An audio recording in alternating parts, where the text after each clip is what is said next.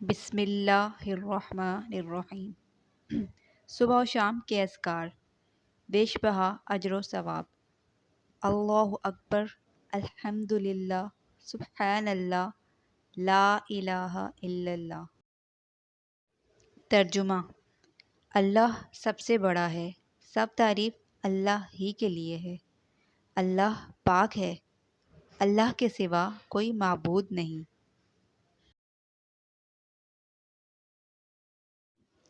حضرت ابو امامہ رضی اللہ تعالیٰ عنہ سے مروی ہے کہ نبی کریم صلی اللہ علیہ وآلہ وسلم نے ارشاد فرمایا، میرے نزدیک طلوع آفتاب کے وقت اللہ کا ذکر کرنا، اللہ اکبر، الحمد للہ، لا الہ الا اللہ اور سبحان اللہ کہنا اولاد اسماعیل میں سے 4 غلام آزاد کرنے سے زیادہ بہتر ہے۔ اسی طرح نماز عصر سے غروب آفتاب تک اللہ کا ذکر کرنا میرے نزدیک اولاد اسماعیل میں سے اتنے اتنے غلام آزاد کرنے سے زیادہ بہتر ہے۔ میزان میں بھاری کلمات: سبحان اللہ و بحمدہ عدد خلقہ و رضا نفسہ و زینت عرشہ و مداد کلماتہ۔ ترجمہ: پاک ہے اللہ کی ذات اور اسی کے لیے ساری تعریف ہے، اس کی مخلوق کی تعداد کے برابر، اس کی ذات کی خوشنودی کے برابر، اس کے عرش کے وزن کے برابر اور اس کے کلمات کی سیاہی کے برابر۔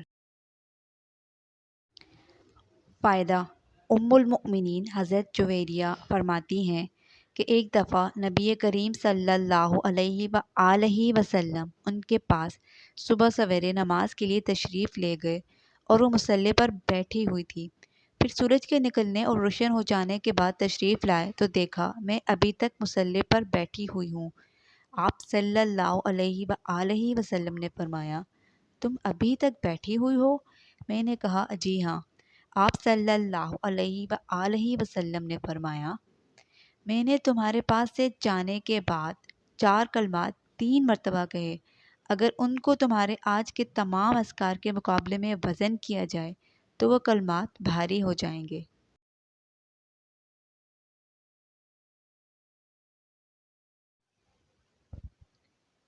ناگہانی آفات اور نقصان سے بچاؤ۔ بسم اللہ الذی لا یضر مع اسمہ شیء فی الارض ولا فی السماء وهو السمیع العلیم۔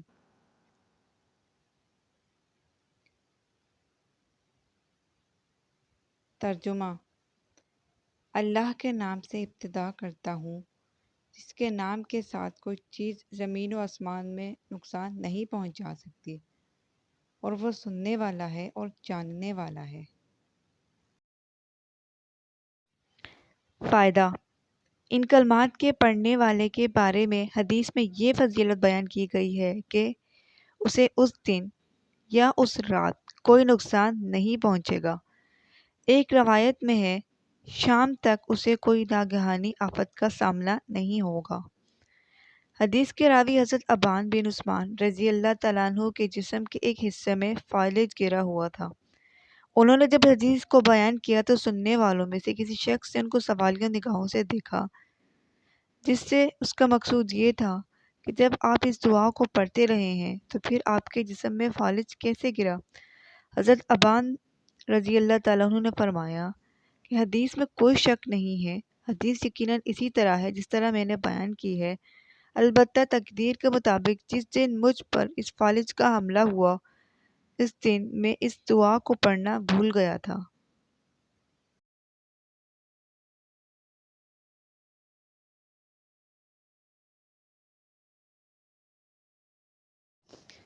ہر قسم کے نقصان سے حفاظت۔ اعوذ بکلمات اللہ التامات من شر ما خلق۔ ترجمہ: میں اللہ تعالیٰ کے تمام کلمات یعنی اسماء و صفات کی پناہ میں آتا ہوں اس کی پیدا کردہ تمام چیزوں کے شر سے۔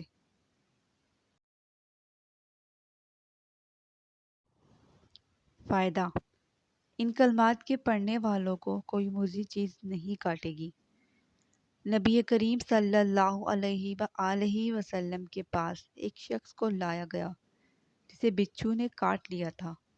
آپ صلی اللہ علیہ وآلہ وسلم نے فرمایا کہ مذکورہ کلمات پڑھ لیتا تو اسے بچھو نقصان نہیں پہنچاتا۔ حدیث کے راوی سہیل بن صالح رضی اللہ تعالیٰ عنہ فرماتے ہیں کہ ہمارے گھر والوں نے یہ کلمات سیکھ لیے تھے اور روزانہ پڑھتے تھے۔ ایک دفعہ گھر میں کسی باندی کو بچھو نے ڈس لیا تو ان کلمات کی برکت سے اسے کوئی تکلیف نہیں ہوئی۔ اگر کسی جگہ اتر کر مذکورہ کلمات پڑھ لیے جائیں تو وہاں سے کوچ کرنے تک کوئی نقصان نہیں پہنچے۔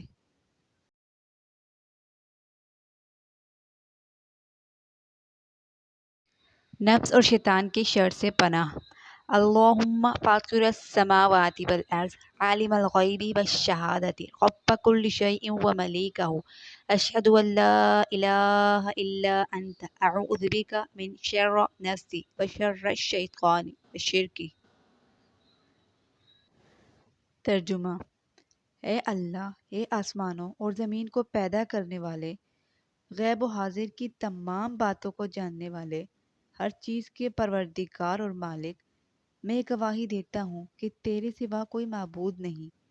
میں تیری پناہ میں آتا ہوں اپنے نفس کے شر سے اور شیطان کے شر سے اور اس کے شرک میں مبتلا کرنے سے۔